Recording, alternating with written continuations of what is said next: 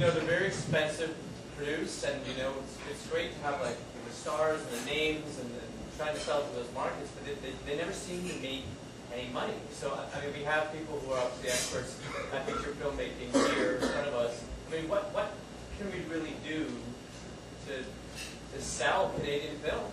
Oh, there's another workshop. There's another panel. But the question's being posed at a very interesting time in our history when Bon Cop is up around $9 million. But it's still over 1.6 in English Canada, which I think is fine. And it's something, over $1.5 million in the rest of Canada. I mean, it's pretty darn good. And looking forward to... no, it's good, but I mean, American films, if they don't make $100 million, they're like, it's okay. And in Canada, we're sort of like, yeah, we got $1 million. And I understand, like, economically, it's different, right? Like, they have lots of money and Canada doesn't. But at the end of the day, we're competing against American films at the box office. So I guess my question, we don't control our screens. Exactly, because all the Americans own it, and they weren't allowed Canadian films to go on screens in their own country. And so my question is, a short film producer looking to make the jump to features is, I don't want to starve, and there are a lot of great Canadian films, that have been made that lose money. So is there a way to make money and still make good films? No. No, there isn't. Well, look, there's a ton of great films. There's a ton of great Canadian films being made. I think it's a question. There's two questions. The question is one of expectation. When you live in the shadow of a giant, you kind of have to feed off that giant's scraps until you do something on your own. If you want to end up making, we've tried to make some derivative type big Hollywood films here, which Canadian audiences haven't really responded to. And in other cases, they have responded to. We've got, as you say, we've got this great buddy cop flick going that's doing extremely well in English Canada, doing incredibly well in Quebec. Let's face it. Filmmaking is a big roulette wheel. As a film distributor, I'm in a portfolio business of gambling. I go to a market, I buy films, I hope they're going to work. If they don't work, that's just tough luck for me. The studios will tell you the same thing. What do you look at to ensure that a film will work? I don't know. The funny thing is, for us, it's really, we buy so many different kinds of films. The thing that I really look for the most is whatever type of film it is it true to its own self, Is there an integrity to the film? If it's comedy, does it ever sort of betray itself? If it's a drama, it's hard to say. Sometimes we'll see 4, 5, 10 movies a day sometimes. You can walk out of one that's just this sort of gore fest horror film, and you think, wow, that was fantastic, it was hilarious. And then you'll go into a film like Le Tourneuse de Page, which is a French drama, and you'll get the same sort of not necessarily the same feeling, but you'll just, those two films were perfect in and of themselves for what they were. So that's sort of really what we're looking for, and I think you can argue, you can sort of go back and forth about what people respond to, but I think on any level people respond emotionally to film. And as long as they're not betrayed emotionally by a film, I think it's a good film. So you have to see enough in it to know that you're covered economically.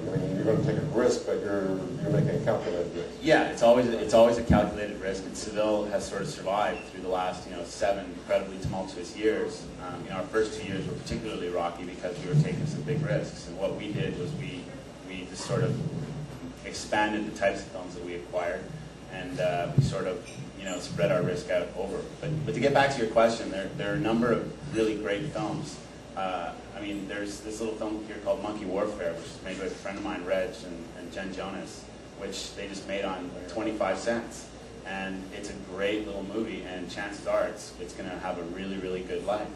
So, what I would say to you is that you can function at that level, or you can function at the mid-range level, or you can move down to Hollywood and try to break into that level, or try to do it from here, I don't know.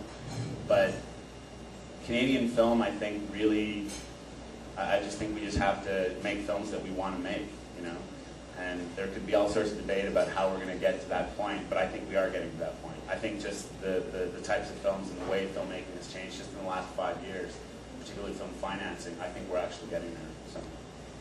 Is there another pressing question? Yes, sir. Just in regards to that, now that we sort of closed the doors to the American phone call, what would be the status at this point?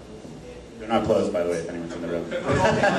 We'll take those calls. Because obviously there's a link between the two communities, and it was compelling in the pitch when we saw it, and so I think a lot of our American political friends were interested in the story because it had sort of a universal America element. So what is the status right now with coming to the American table after that?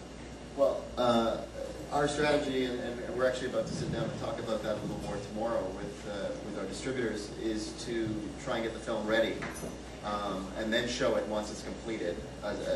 We've discovered in the past that it's probably not the best thing, despite genuine interest coming from the States, to show somebody an incomplete film or a rough cut. You know, much better to, you usually have one shot and you kind of want to make sure that you give it your best shot. So to wait until the film is completed, and ideally to show it in a festival environment and have a huge bidding war.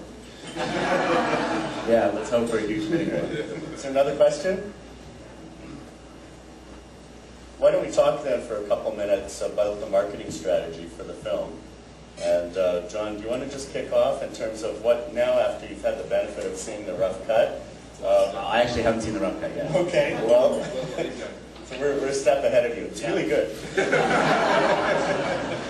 Okay, so just take my word for it for the purposes of the next 2 minutes, and let me know what... This is the Toronto Film Festival. I don't have time to watch movies. He's acquiring. True enough. Well, as it's an interesting thing because, you know, again, it's part of the reason why I wanted to thank Telefilm for their flexibility, because I think, you know, the marketing strategy, I mean, we kind of have to, to some degree, rewrite our marketing plan.